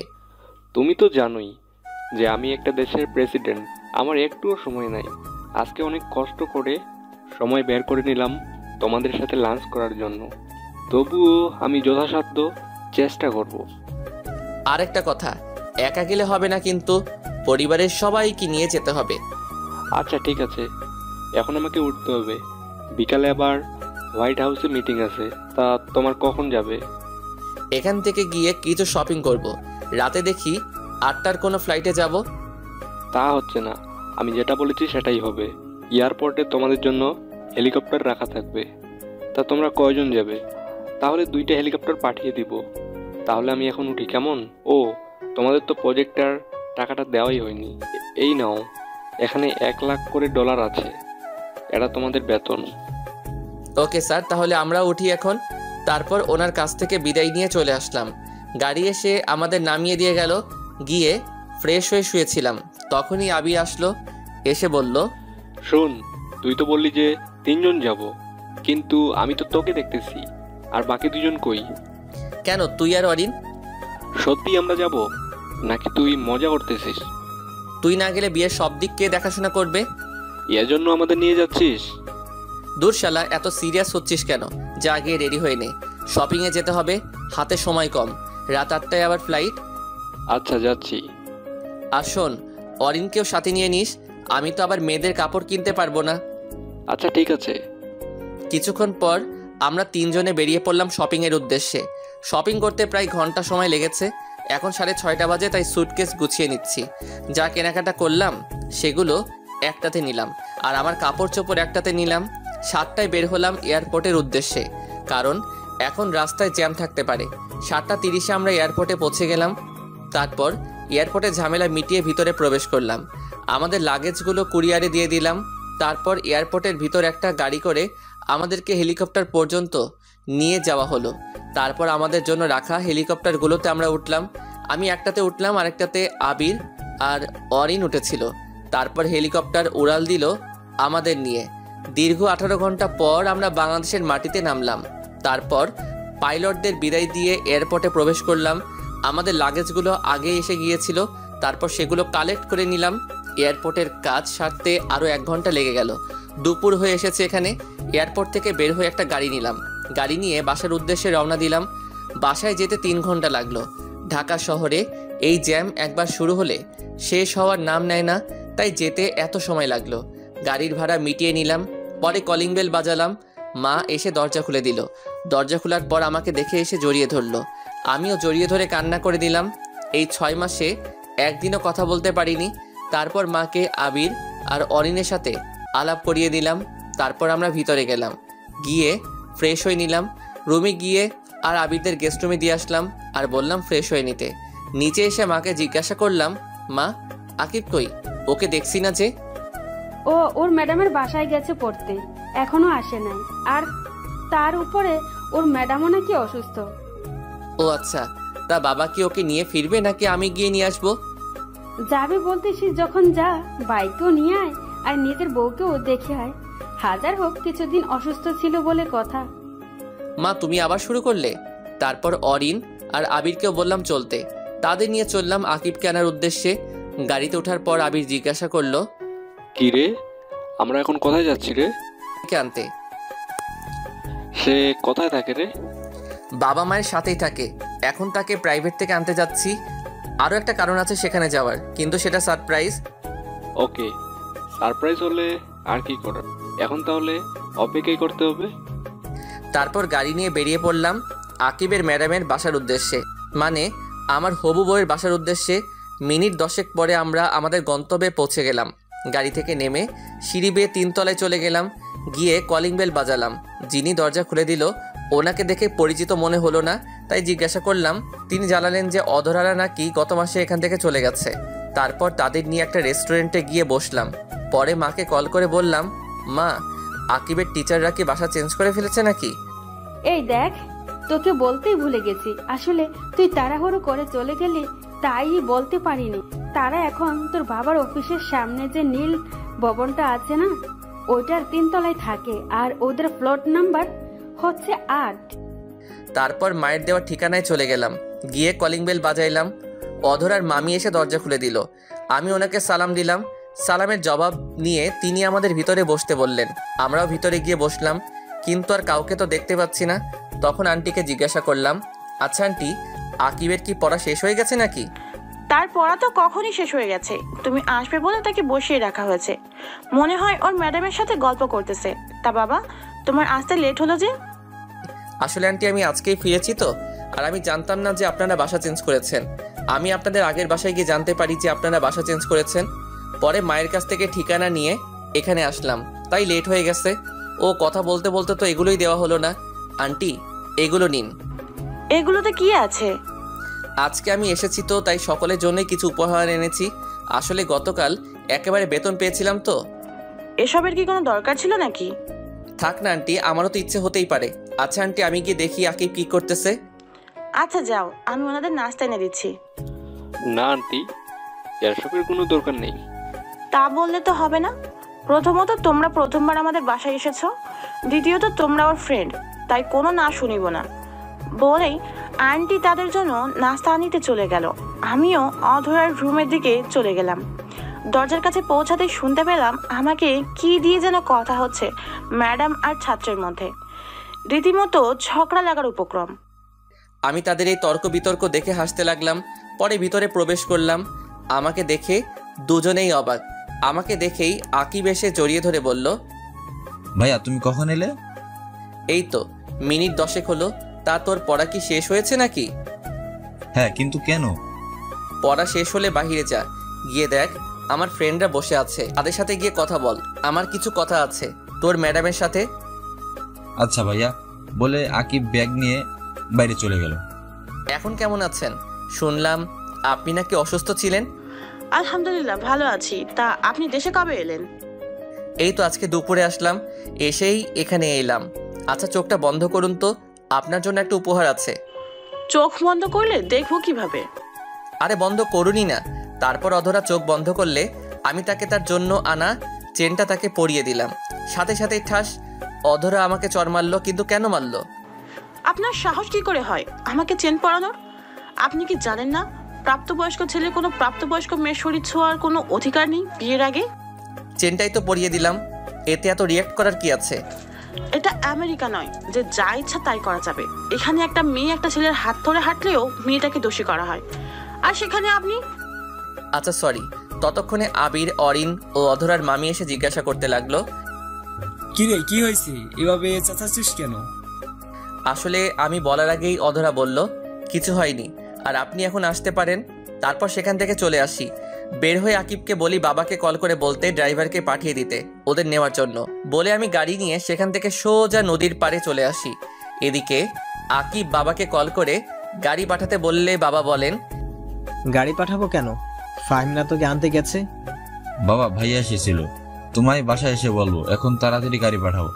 আর সাথে ভাইয়ার বন্ধু ওনার বউ দাঁড়িয়ে আছে। আচ্ছা আমি গাড়ি পাঠিয়ে দিচ্ছি। আর তোর ভাই কোথায় যাচ্ছে, কিছু কি বলে গেছে নাকি? না, কিছুই বলে যায়নি। আচ্ছা বলে কল কেটে দিলেন। তারপর ড্রাইভারকে বলে দেন আকিবকে নিয়ে আসতে। এদিকে আমি নদীর পাড়ে এসে একটা বেঞ্চিতে বসে পড়ালাম। খুব খারাপ লাগছিল। কি এমন করেছিলাম যার জন্য আমাকে এইভাবে আমার বন্ধু ও তার বউয়ের সামনে এভাবে অপমান করলো। কিছুক্ষণ পর মনে হলো পিছনে এসে একটা গাড়ি দাঁড়ালো, তাই পিছনে তাকালাম। দেখলাম বাবা গাড়ি থেকে নামলেন, নেমে আমার দিকে এগিয়ে এলেন, এসে আমার পাশে বসলেন। বসে, তোর মন খারাপ কেন জানতে পারি কি? কিছু হয়নি বাবা। আমার ছেলেটা আজ এত বড় হয়ে গেছে, এখন নিজের দুঃখ নিজের মধ্যে চেপে রাখতে জানে, আর আমাকেও এখন সেটা বলতে চায় না। বাবা তেমন কিছুই না। যদি কিছু নাই হতো তাহলে এই রাতের বেলা এই নদীর পাড়ে এসেছিস আর কি লুকানোর চেষ্টা করছিস? আমি সবটাই জানি। বাসায় এসে আকিব আমাকে সব বলেছে। ও আচ্ছা, চল বাসায় যাবি, আর এই বিষয় নিয়ে পরে আলোচনা করা যাবে। তারপর বাবা ড্রাইভারকে বলল গাড়ি নিয়ে চলে যেতে। পরে আমি আর বাবা আমার গাড়িতে করে চলে এলাম। বাসায় এসে ফ্রেশ হয়ে নিলাম, তারপর ডিনার করে গিয়ে ঘুমিয়ে গেলাম। কারোর সাথে তেমন কোনো কথা বলিনি। পরের দিন ঘুম থেকে উঠে ফ্রেশ হয়ে নাস্তার টেবিলে চলে গেলাম। সাথে আবির ও অরিনও আছে। সবাই মিলে নাস্তা করছিলাম। এমন সময় বাবা বললেন, আমি চাচ্ছিলাম ফাহিমের বিয়েটা গ্রামের বাড়িতে গিয়ে করানোর জন্য। এমনিতেও গ্রামে তেমন একটা যাওয়া হয় না, আর ওর চাচা চাচিরাও তো গ্রামে থাকে। এটা ঠিকই বলেছে তুমি, এটা করলেই ভালো হবে। আমি ভাবছিলাম যে আগামী সপ্তাহের শুক্রবার বিয়ের কাজটা শেষ করে ফেলতে, আর তুমি আজকে গ্রামে চলে যাবে। এত তাড়াতাড়ি করার কি প্রয়োজন? প্রয়োজন আছে বলেই তো বলছি, যা বললাম সেটাই যেন হয়। বলে বাবা খাবার খেয়ে অফিসের উদ্দেশ্যে চলে গেল। আমরাও নাস্তা করে নিলাম। তারপর আবিরদের নিয়ে বেরিয়ে পড়লাম শহর ঘুরে দেখাতে। অনেক বছর পর আবির দেশে আসলো, আর অরিনের তো জন্মই সেখানে, তাই তাদের নিয়ে ঘুরতে বের হলাম। ঢাকার প্রায় সব জায়গায় আমরা ঘুরে দেখে ফেললাম। সন্ধ্যায় বাসায় এসে ফ্রেশ হয়ে নিলাম। তারপর সবাই মিলে আড্ডা দিতে লাগলাম। অরিন আবার তেমন বাংলা বলতে পারে না, কারণ জন্মের পর থেকেই সেখানে থেকেছে তো, তাই ইংলিশটাই ভালো পারে।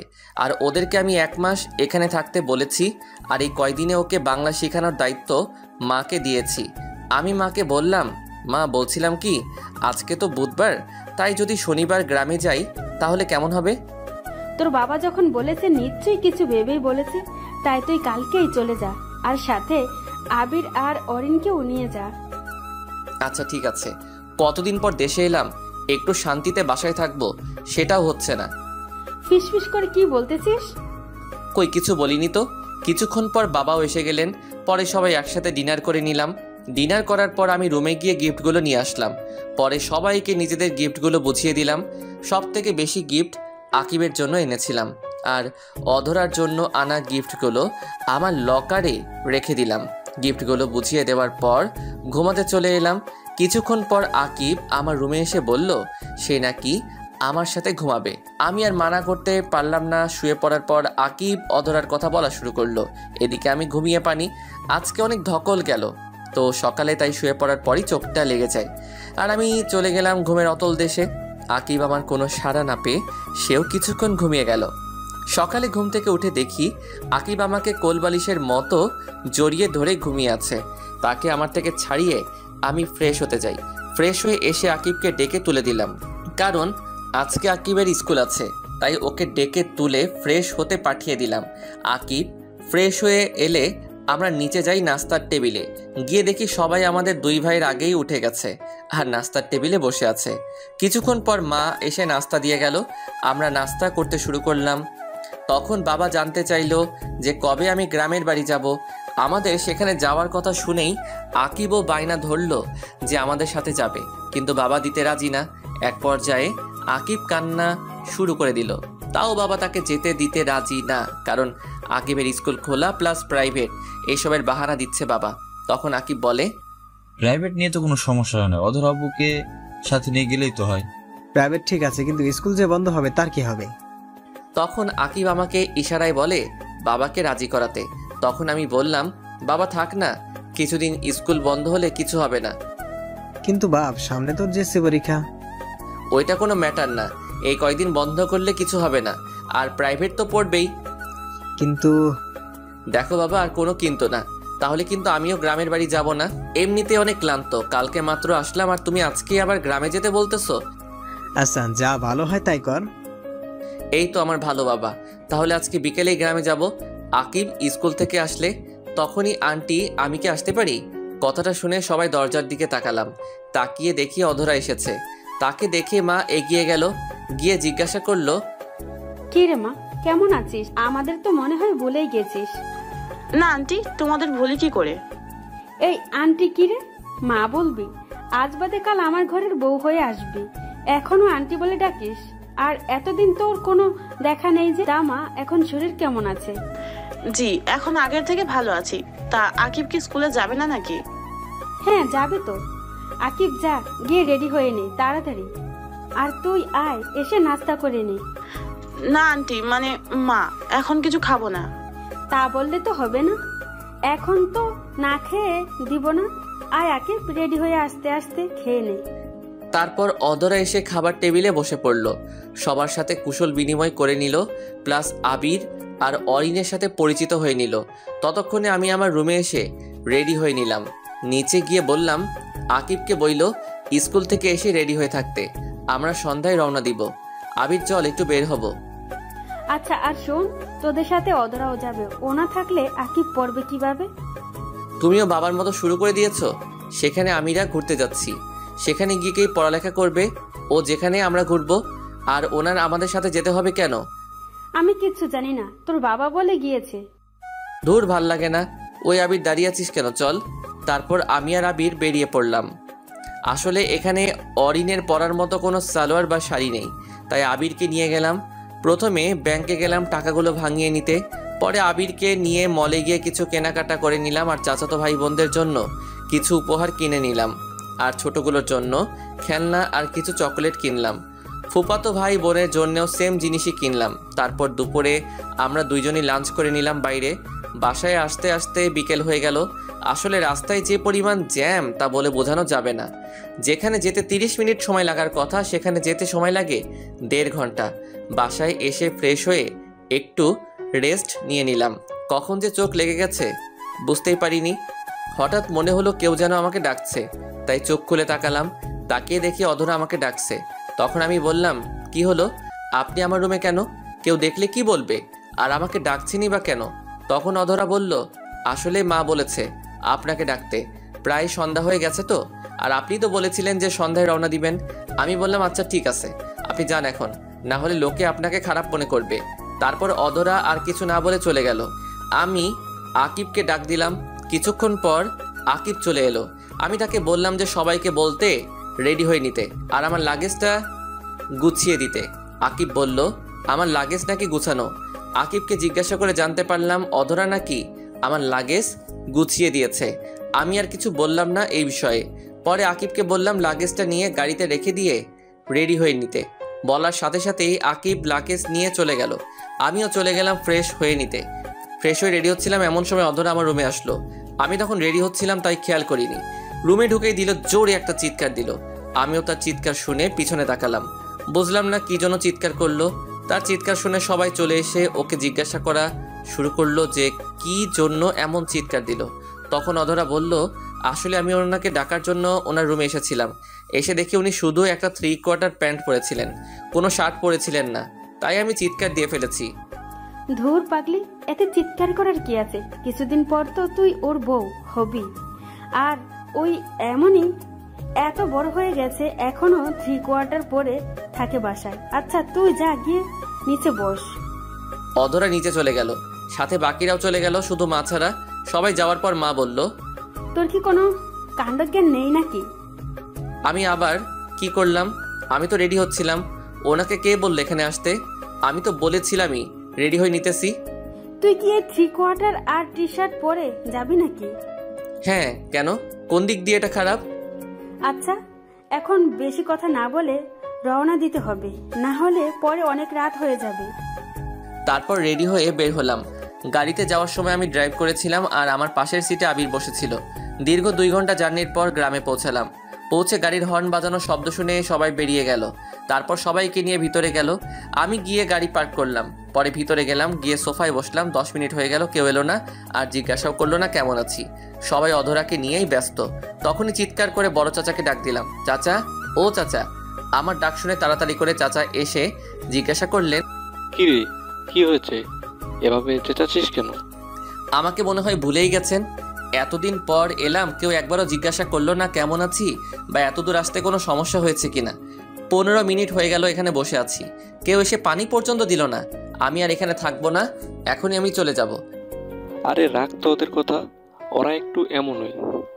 আসলেই তো তুই অনেক বছর পর এসেছিস, এটা তারা ঠিক করেনি। তুই বস, আমি কাউকে পাঠিয়ে দিচ্ছি। কাউকে পাঠাবা মানে? তার মানে আসলে সবাই আমাকে ভুলে গেছে। ধুর, আমি এখানে থাকবোই না বলেই বাইরে চলে এলাম। কিন্তু এখন যাব কোথায়? ধুর, আসলেই আমি অল্পতেই রেগে যাই। তখনই ছোট ফুপির কথা মনে পড়ে গেল, তাই গাড়ি নিয়ে রওনা দিলাম ফুপির বাসার উদ্দেশ্যে। 30 মিনিট পর পৌঁছে গেলাম ফুপির বাসায়। আমাকে দেখে ফুপি অবাক হয়ে গেল, বলল, কি রে তুই এত রাতে, তাও আবার কিছু না জানিয়ে? কেন আসতে পারি না নাকি? না করার হলে করে দাও, আমি এখনই চলে যাচ্ছি। আয় ভিতরে আয়। তা কেমন আছিস? ভালো আছি, আপনি কেমন আছেন? আমিও ভালো আছি। তা তোকে দেখে মনে হচ্ছে খুব রেগে আছিস, কি হয়েছে রে? আর বলিও না, আজ তোমার বাপের বাড়ি গেছিলাম, গিয়ে দেখলাম সেখানে আমার কোনো সম্মান নাই, তাই রাগারাগি করে এখানে এসে পড়ছি। রে ও, এই কথা, যা গিয়ে ফ্রেশ হয়ে নে, খেয়ে নিব। আচ্ছা, আরেকটা কথা, তুমি কিন্তু বলবে না আমি যেখানে আছি। আর ফুপা কখন আসবে? আচ্ছা বাবা, বলবো না কাউকে। তোর ফুপা এখনই এসে পড়বে, তুই যা তো ফ্রেশ হয়ে নে। আমি গিয়ে ফ্রেশ হয়ে নিলাম। ফ্রেশ হয়ে এসে দেখি ফুপাও এসে গেছে। তারপর ফুপার সাথে কৌশল বিনিময় করে নিলাম, পরে সবার সাথে ডিনার করে নিলাম। খাওয়া শেষে ফুপিকে জিজ্ঞাসা করলাম আমার বোনগুলো কই। ফুপি বললেন তারা নাকি অনেক আগেই ঘুমিয়ে পড়েছে পাশের রুমে। আমাকেও বললো ওদের সাথে গিয়ে ঘুমিয়ে পড়তে। আমিও গিয়ে ঘুমিয়ে পড়লাম। সকালে ফোনের চিল্লিতে ঘুমটা ভেঙে গেল। ঘুম চোখে ফোনের স্ক্রিনে তাকিয়ে দেখি বড় চাচা কল দিয়েছে। আমিও কল ধরিনি। কিছুক্ষণ পর কল কেটে গেল। কেটে যাওয়ার পর ফোনটা সাইলেন্ট করে আবার ঘুমিয়ে গেলাম। কতক্ষণ করে কারো ডাকে ঘুম ভেঙে গেল। তাকিয়ে দেখি মুন্না আমাকে ডাকতেছে। ঘুম থেকে উঠে ফ্রেশ হয়ে নিলাম। পরে ফুপি ডাক দিলেন ব্রেকফাস্ট করার জন্য। আমিও গিয়ে ব্রেকফাস্ট করে নিলাম। পরে ফোনটা হাতে নিয়ে দেখি 100+ মিসড কল। চেক করে দেখলাম বাবা, চাচা, চাচি, মা, আপু সবাই কল করেছে। আর একটা নাম্বার দেখে খুবই অবাক হলাম, কারণ আমি আমেরিকা যাওয়ার পর যে মেয়েটা কল দিয়েছিল আজকেও সেই কল দিয়েছে, এমনকি রাতেও কল দিয়েছে। তখন ফুপিকে ডাক দিলাম। ফুপি এসে জিজ্ঞাসা করলো কি হয়েছে। আমি বললাম আচ্ছা দেখো তো এই নাম্বারটা চিনো কিনা। ফুপি বললে এটা নাকি অধরার নাম্বার। তাই তো বলি সেদিন কল না ধরায় কান্নাই বা করবে কেন একজন অপরিচিত মেয়ে। আর সেদিন রাগ করে আর পরে কল দেয়নি, তা আজকে কি জন্য আবার কল দিল? মনে হয় কালকে রাগ করে চলে এসেছি তো, আর রাতেও পরে ফিরিনি, তাই মনে হলো কল দিয়েছি। এইসব ভাবতে ভাবতে মা কল দিল। রিসিভ করলাম আর মা বলা শুরু করলো, কি বললো আপনাদের বলুন না, পরে আপনারাও জেনে যাবেন। এটা শুধু আমার আর আমার মায়ের মধ্যকার কথা। আমি কোথায় আছি তা বলুম না, আর যদি যেতেই হয় বিয়ের 2 দিন আগে যাবো, এর আগে বললেও যাবো না। ভালোই বলছি আয় তাড়াতাড়ি। তোর চাচা সকালে যখন বলেছে যে তুই নাকি রাতে রাগ করে বের হয়েছিলি আর ফিরিসনি, সকালেও নাকি কল ধরিসনি, তখনই আমি বাবা ছুটে চলে আসি। কবি বলেছেন যেখানে তোমার সম্মান নেই সেখানে তুমি যেও না, তাই আজকে আমি ফিরছি না। তোমরা থাকো ওই মেয়েকে নিয়েই, আমাকে নিয়ে না ভাবলেও হবে। দেখ মেজাজটা খারাপ বানিস না, এমনিতে মেয়েটা কাল রাত থেকে কান্না করেই যাচ্ছে, আর তোর চাচা চাচিদের বকা দিচ্ছে কেন তাকে নিয়ে তারা এত মাতামাতি করলো, যার ফলে তুই রাগ করে চলে গেলি। তা বলেও লাভ হবে না। আর উনি এখন কান্না করতেছেন কেন? সেদিন থাপ্পড় মারার সময় মনে ছিল না? আবার আমার ফ্রেন্ড আর তার বউয়ের সামনে অপমান করার সময় মনে ছিল না? এইসব আবার কবে হলো? আর যা হয়েছে ভুলে যা। বাবা ফিরে আয় তুই। বলেছি না আমি গেলেও কিছুদিন পর যাবো, আর তুমি আমার মা হয়ে আমার বিরুদ্ধে কথা বলতেছো? ঠিক আছে আমি ফিরবো আজকেই, এবার খুশি তো? বলে কল কেটে দিলাম। ফুপি, এই ফুপি। ফুপি তাড়াতাড়ি করে এলো, এসে জিজ্ঞাসা করলো, কি হয়েছে, এভাবে কান্না করতেছিস কেন? আমাকে কেউ ভালোবাসে না। কেন, আবার কি হলো? এখন মাও কল দিয়ে আমাকে বকা দিল। এটা কিন্তু ঠিক হয়নি। আমি ভাবিকে বলবো তোকে যেন আর বকা না দেয়। আর শোন, আমি রান্না করতেছি আজকে তোর সব পছন্দের খাবার, যা গিয়ে গোসল সেরে আয়। কয়টা বাজে যে এখনই গোসল দিব? 12:30 বাজে, যা গোসল করে আয়। কিছুক্ষণ পর তোর ফুপাও চলে আসবে। আজকে এত তাড়াতাড়ি ফুপা চলে আসবে যে? আসলে সকালে ভাবি কল দিয়ে বলছে আজকেই যেতে, সবাই নাকি আজকেই আসবে। ও তাহলে এই ব্যাপার। যা তাড়াতাড়ি গিয়ে গোসল সেরে নে, তারপর সবাই একসাথে খেয়ে রওনা দিব। তারপর আমি গিয়ে গোসলটা সেরে নিলাম। পরে নামাজ আদায় করলাম। ফুপা আসার পরে সবাই একসাথে দুপুরের খাবার খেলাম। খেয়ে কিছুক্ষণ রেস্ট নিলাম। এরই মধ্যে সবাই রেডি হয়ে নিল। পরে সবাই মিলে রওনা দিলাম। 1 ঘন্টা পর বাসায় পৌঁছালাম। আসলে ভাই কি বলবো, রাস্তায় যে পরিমাণ জ্যাম, তার উপরে আবার রং সাইড দিয়ে লোকেরা গাড়ি ঢুকিয়ে দেয়, যার ফলে জ্যামের সৃষ্টি হয়। আর ট্রাফিক পুলিশও নিজেদের কাজ ঠিকমতো করতে পারে না, শুধু দেখে কিভাবে টাকা খাওয়া যায়। আর এই জ্যামের কারণে 30 মিনিটের জায়গায় 1 ঘন্টা লাগলো। বাসায় এসে দেখি সবাই মিলে ডাইনিং রুমে বসে গোল মিটিং করতেছে। ভিতরে ঢুকে তাদের কাছে গেলাম, তাদের রিয়াকশন দেখে মনে হইতেছে এখানে কেউ নেই। তখন বললাম, দূর, কেউ কি কথা বলবা না নাকি? দূর, এইভাবে কল করে ডেকে এনে এখন কেউ কিছু বলছে না, থাকো তোমরা। আমি ফিরে গেলাম আবার। এইবার আর আসমুই না, গিয়ে আমেরিকা চলে যাব। ভাবি তোরা কি থাকবি নাকি আমার সাথে যাবি? সরি রে, আমরা এখানেই থাকছি, তুই চাইলে যেতে পারিস। তুই বন্ধু নামের কলঙ্ক, থাক তুই, আমি গেলাম বলে চলে আসতে নিলাম। তখনই ঝড়ের গতিতে কে জানি এসে আমাকে জড়িয়ে ধরলো। আমিও ধাক্কা সামলাতে না পেরে মাটিতে পড়ে গেলাম। আর যে জড়িয়ে ধরেছিল সে আমার উপরে পড়েছে। চোখ খুলে তাকিয়ে দেখি যে আমাকে জড়িয়ে ধরেছে সে আর কেউ নয়, অধরা। এদিকে তো লজ্জায় আমার মাথা কাটা যাচ্ছে। সবাই বলে ছেলেদের লজ্জা থাকতে নেই, আপনারাই বলুন তো মিয়া, একটা মেয়ে যদি ছেলেটার পরিবারের সবার সামনে এভাবে জড়িয়ে ধরে তাহলে তো ছেলেটা লজ্জা পাবেই। আমার ক্ষেত্রেও সেটাই হয়েছে। কোনো রকম ওকে ছাড়িয়ে উঠিয়ে দাঁড় করালাম। যেই একটা থাপ্পড় দিতে যাব তখনই চোখ বন্ধ করে নিল। মেয়েটার মুখটা দেখে কেমন যেন বুকের পাশটা নড়াচড়া করে উঠলো, তাই আর থাপ্পড় দিলাম না। সরাসরি জিজ্ঞাসা করলাম, কি হলো? শুনলাম কাল রাত থেকে রাখি কিছুই খাননি। অধরা তখন চোখ খুলে তাকিয়ে জবাব দিল, কে বললো আমি খাইনি? আমি তো রাত্রিবেলাও খেয়েছি। তার মানে সবাই আমাকে মিথ্যা কথা বলেছে? তুমি আমার মা হয়ে আমার সাথে এটা করতে পারলা? আরে সত্যি বলেছি, ও কাল থেকে কিছুই খায়নি, শুধু কান্না করেছে। 1 মিনিট তুই দাঁড়িয়ে আছিস কেন? তুই না চলে যাচ্ছিস? তাহলে চলে যা। কে আমার ছেলেটাকে বের করে দিচ্ছে দেখি তো। কথাটা শুনে পিছনে তাকিয়ে দেখি মেজো ফুপি, ফুপা আর ওনার মেয়েরাও এসেছে। আমিও একটু কান্না কান্না ভাব নিয়ে ফুপিকে বললাম, দেখো ফুপি, আমি এতদিন পর বাসায় আসলাম আর আমাকে বাসা থেকে বের করে দিচ্ছে। এটা তো ঠিক না। আমার বাবাটা কত বছর পর এসেছে আর তোমরা ওর সাথে এমন করছো কেন? সাদে কি আর করছি, ছেলেটা এখন অনেক বদলে গেছে, কথায় কথায় রাগ করে। আগে কতই ভালো ছিল, এখন কিছু বললেই রাগ করে চলে যায়। ভাবি বুঝেন না কেন? এটা ওদের বংশগত। শুধু তুমি বললে বলে আজকে গেলাম না, না হলে চলেই যেতাম। আর তোমরা কি দরজায় দাঁড়িয়ে থাকবে নাকি ওই মুরগির ডিম? কেমন আছিস? দেখো, ভালো হবে না কিন্তু। আমারও একটা সুন্দর নাম আছে। ভাবি দেখো না ভাই আমাকে কিসব বলছে। তুই আবার ভাবি পাইলি কই? আমি তো তোরে বিয়া করবো, জানোস না তুই? ধুর, মজা বাদ দে তো। যা তোর রুমে যা, আমরাও গিয়ে ফ্রেশ হয়ে নেই। ফুপিরা চলে গেল ফ্রেশ হতে, আমিও আমার রুমে চলে গেলাম। রুমে গিয়ে ফ্রেশ হয়ে নিলাম। ফ্রেশ হয়ে বের হয়ে দেখি আমার গাড়ির চাবিটা টেবিলের উপর নেই। তখনই চেঁচিয়ে মাকে ডাক দিলাম। মা এসে বললেন, কি হয়েছে? সারের মতো চেঁচাচ্ছিস কেন? সাদিকে চেঁচাচ্ছি? আমার রুমে কে এসেছিল আর আমার গাড়ির চাবি কই? যে তোর রুমে এসেছিল সেই গাড়ির চাবি নিয়ে গেছে। সেটাই জানতে চাইছি, কে আমার রুমে এসেছিল? সেটা আমি কি করে বলবো? আমি কি তোর রুমের সিকিউরিটি গার্ড নাকি? বলে মা হনহনিয়ে চলে গেল। তখনই আকিবকে ডাক দিলাম। বেচারা আমার ডাক শুনে দৌড়ে চলে এলো। এসে বলল, ভাই আমায় ডাকছিলে কেন? তুই কি আমার গাড়ির চাবি নিয়েছিস নাকি? আমি তোমার গাড়ি চাবি নিয়ে কি করবো? আর আমি তো গাড়ি চালাতে পারি না, তবে কিছুক্ষণ আগে দেখলাম ভাবি তোমার গাড়ি নিয়ে কোথায় যেন গিয়েছে। বলিস কি? ওনার এত বড় সাহস আমার গাড়ি নিয়ে গেছে? আর তুই কি সবাইকে সবার গিফট বুঝিয়ে দিয়েছিস নাকি? না ভাইয়া, আজকে নাকি বড় ফুপি আর সিজো ফুপি আসবে রাতে, আর তার আসলেই সবাইকে একসাথে দিয়ে দেবো। আচ্ছা, এখন কয়টা বাজে রে? কেন ভাই, ঘড়ি দেখোনি? এখন তো রাত 8টা বাজে। এই রাতের বেলা উনি আমাকে গাড়ি নিয়ে বের হলেন, আল্লাহ জানে আমার গাড়ির কি হবে। আমি আর রাকিব কথা বলছিলাম, তখনই ছোট চাচা এসে বললেন, শোনো, রাতে কিন্তু বের হোস না। কেন চাচা, রাতে বের হলে কি হবে? আর বলিস না, এলাকার পোলাপান সব নষ্ট হয়ে গেছে। যাকে পায় তার কাছ থেকেই সব রেখে দেয়, আর মেয়েদের তো বের হওয়া আরো বেশি বিপজ্জনক। এসব কি বলতেছো তুমি?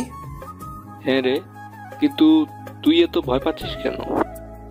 আচ্ছা, অধরা কি ফিরেছে নাকি? অধরা আবার কোথায় বের হলো? আকিব বলল উনি নাকি কিছুক্ষণ আগে আমার শাড়ি নিয়ে বের হয়েছেন। মা মা আবার সারের মতো চেঁচাচ্ছিস কেন? অধরা নাকি বের হয়েছে। তোমরা কি জানো না এলাকার পরিস্থিতি যে খারাপ? অধরা আবার কখন বের হলো? আমরা তো কেউ দেখিনি। আর গেলেই বা কিভাবে?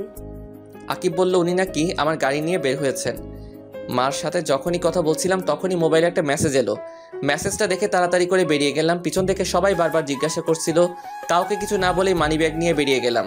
বাইরে বের হয়ে ড্রাইভারের কাছ থেকে চাবি নিয়ে থানার উদ্দেশ্যে রওনা দিলাম, সাথে আবিরকেও নিয়ে নিলাম। কিছুক্ষণ পর থানায় পৌঁছে গেলাম। গিয়ে দেখে অধরা অফিসারের সামনে বসে আছে। আমরা যাওয়ার পর আমাদের দেখে অফিসার বসা থেকে দাঁড়িয়ে গেলেন। মূলত আমাকে দেখে না, আবিরকে দেখে দাঁড়িয়ে গেল, কারণ আবিরকে সবাই টিভিতে দেখেছে, তাই সবাই চিনে, আমাকে কেউ চিনে না। আমিও সেটাই চাই, আমি চাই সবাই আমাকে সাধারণ মানুষ হিসেবে চিনুক। তখনই অফিসার আবিরকে দেখে বলল, আসসালামু আলাইকুম স্যার, আপনি এখানে, তাও আবার আমার থানায়? কোনো প্রবলেম হয়েছে নাকি? আর স্যার দাঁড়িয়ে আছেন কেন? বসেন প্লিজ, এই স্যারের জন্য চা নিয়ে আসো। ওয়ালাইকুম আসসালাম। আসলে আপনি আমার বন্ধুর ওয়াইফকে ধরে নিয়ে এসেছেন, তাই আমাকে আসতে হয়েছে। আর এখন চা খাওয়ার জন্য আসিনি, অন্য আরেকদিন আসবো চা খাওয়ার জন্য। এখন যদি ওনাকে ছেড়ে দেন তাহলে ভালো হয়। আসলে স্যার, এটা একটা অ্যাক্সিডেন্ট কেস, আর উনি যার গাড়ি ধাক্কা দিয়েছেন সেই এলাকার এমপির মেয়ে, তাই স্যার ছাড়া যাবে না। আর ওনাকে নিয়ে আসার পরেই উনি আপনার বন্ধুদের পরিবারের কথা বলেছে, তাই তো আপনার বন্ধুকে আমি ট্যাক্স করে আসতে বলি। কিন্তু যিনি কেস করেছেন তিনি যদি না তুলে নেন তাহলে আমার কিছুই করার নেই। আচ্ছা, ওনাকে আপনি কল দিয়ে আসতে বলুন, আমরা ওনার সাথে কথা বলে অনুরোধ করব কেসটা তুলে নিতে। আবির আর অফিসারের কথা বলছিলেন, তখনই থানার টেলিফোনে একটা কল এলো। জি স্যার, জি স্যার বলে অফিসার কল কেটে দিলেন। তখন অফিসার আমাদের বললেন, স্যার আপনারা ওনাকে নিয়ে যেতে পারেন। তখন আমরা অধরাকে নিয়ে বের হয়ে এলাম। বের হওয়ার পর আবিরকে বললাম একটা গাড়ি নিয়ে যেতে। আবির গাড়ি নিয়ে চলে গেল। তখন অধরা আমাকে বলল, আই এম সরি। শোনার সাথে সাথে একটা চর বসিয়ে দিলাম। মনে হয় বেশি জোরেই গেল চরটা, ঠোঁট কেটে গেছে, সাথে কান্নাও করছে গালে হাত দিয়ে দাঁড়িয়ে। তা দেখে আমি বললাম, চুপ, হ্যাঁ একদম কান্না করবেন না। কার কাছে জিজ্ঞাসা করে রাতের বেলা বের হয়েছেন, তাও চুপিসারে আমার গাড়ির চাবি নিয়ে বের হয়েছেন? আমাকে বলা যেত না নাকি? নাকি আমি মানা করতাম? তবু কান্না করতেছো কেন, কথা বলছো না? তখন আরেকটা ধমক দিয়ে বললাম, কান্না বন্ধ করে গাড়িতে উঠে বসতে। লক্ষ্মীমের মতো চুপচাপ গিয়ে বসে পড়লো। তখন অধরা বলল যে গাড়ির চাবি নাকি অফিসারের কাছে। তারপর আমি গিয়ে চাবি নিয়ে এসে গাড়ি স্টার্ট করি। পরে বাসার উদ্দেশ্যে রওনা দেই। কিছুক্ষণ পর বাসায় পৌঁছে গেলাম। সারা রাস্তা অধরা আর একটা কথা বলেনি। বাসায় এসে ওনাকে নামিয়ে দিয়ে গাড়ি গ্যারেজ রেখে বাসার ভিতরে প্রবেশ করলাম। ঢুকে দেখি সবাই ডাইনিং রুমে বসে আছে। আমি সিঁড়ি বেয়ে আমার রুমে চলে গেলাম। কেউ কিছু জিজ্ঞাসা করেনি, কারণ রাগের জন্য আমার চেহারা পুরো লাল হয়েছিল। আর বাড়ির সবাই জানে যে আমার রাগ উঠলে আমি কাউকে মানি না, তাই কেউ কিছু জিজ্ঞাসা করেনি। রুমে এসে শাওয়ার নিলাম মাথাটা ঠান্ডা করার জন্য। প্রায় 1 ঘন্টা শাওয়ার নেওয়ার পর বের হলাম। বের হয়ে 3/4 প্যান্ট আর শার্ট পরে নিলাম। পরে নিচে গেলাম ডিনার করার জন্য। পরে ডিনার করে রুমে গিয়ে শুয়ে পড়লাম। ক্লান্ত থাকা শুয়ে শুয়ে পড়ার সাথে সাথেই ঘুমের অতলে তলিয়ে যায়। সকালে বুকের উপর ভারী বস্তুর ওজন অনুভব করি, সাথে শার্টও ভেজা ভেজা লাগছে। ঘড়ি করে ঘুম থেকে উঠে নাই, কারণ যদি কোনো ভূত হয় তাহলে তো আমি শেষ। ঘুম থেকে উঠে দেখি অধরা আমার বুকের উপর ঘুমিয়ে আছে, আর দেখে মনে হচ্ছে কান্না করতে করতে ঘুমিয়ে গেছে। আমি অধরার মাথাটা আমার বুক থেকে নামিয়ে বালিশে রেখে ফ্রেশ হতে চলে গেলাম। ফ্রেশ হয়ে শার্ট বদলে নিলাম। শার্ট দেখে মনে হচ্ছে চোখে যা পানি ছিল সবটাই আমার শার্টের উপর ফেলেছে। তারপর নিচে গেলাম নাস্তা করতে। সবাই আমার দিকে তাকিয়ে শুধু হাসছে, তাই আমি জিজ্ঞাসা করলাম, তোমরা এইভাবে হাসছো কেন? এমনি। তা তুই তো দেখছি বিয়ের আগেই বইয়ের সাথে থাকা শুরু করে দিয়েছিস, আর কত কিছু দেখতে হবে। 1 মিনিট, তোমরা জানলে কেমন করে? আর আমি তো বলিও নি যে অধরা রাতে আমার সাথেই ঘুমিয়েছো। আসলে ভাই হয়েছে কি, কালকে তুই নাকি ভাবিকে অনেক বকাঝকা করেছিস, আবার ভাবির উপর নাকি রেগেও ছিলিস। তাই খালামণিরা মিলে ভাবিকে তোর রুমে পাঠিয়েছিল তোর রাগ ভাঙাতে।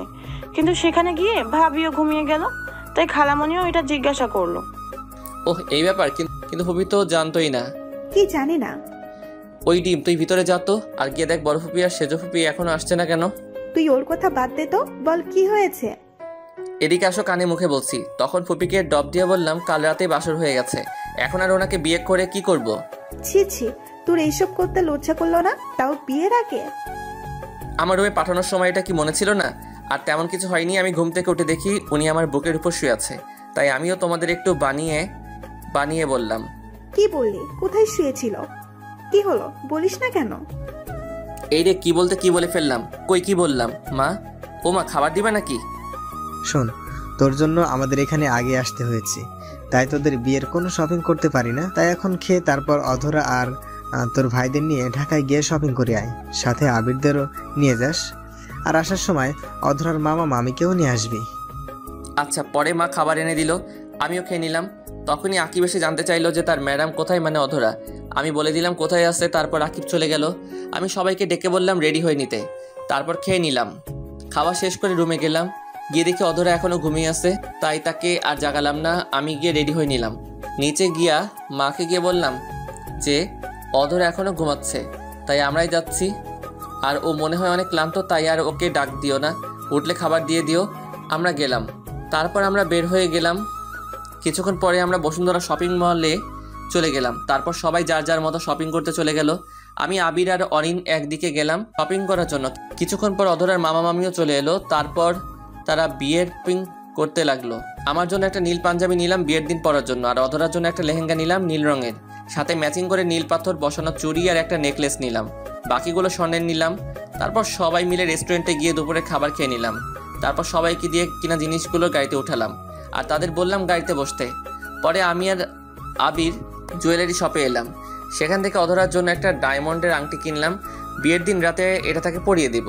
তারপর সেটা আমার পকেটে নিয়ে বিল পে করে চলে এলাম। তারপর বাসার উদ্দেশ্যে রওনা দিলাম। বাসায় পৌঁছাতে পৌঁছাতে সন্ধ্যা হয়ে গেল। বাসায় আসার সময় আবার বাড়ির সব মেয়েদের জন্য ফুচকা নিয়ে এলাম, সাথে করে অধরার মামা মামিকেও নিয়ে পেলাম।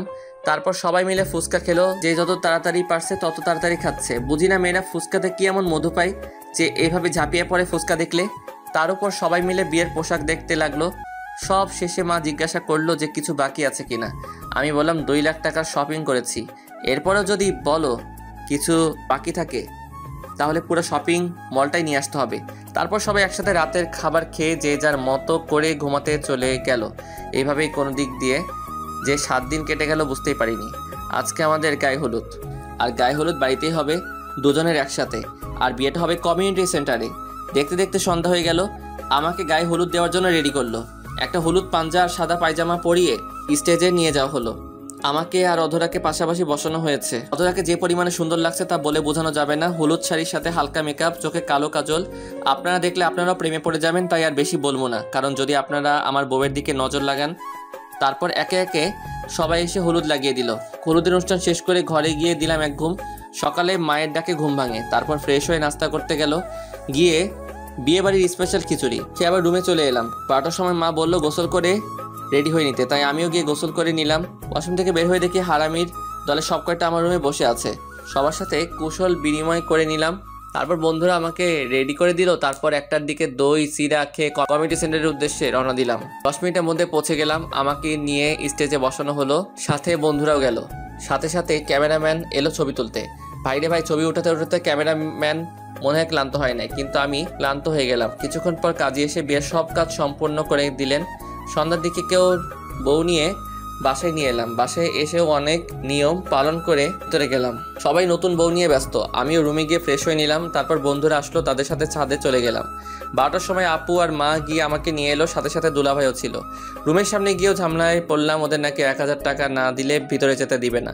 তখন আবির বলল যে তাদের টাকা দিয়ে দিব। তারপর আবির চাবি নিয়ে দরজা খুলে দিল।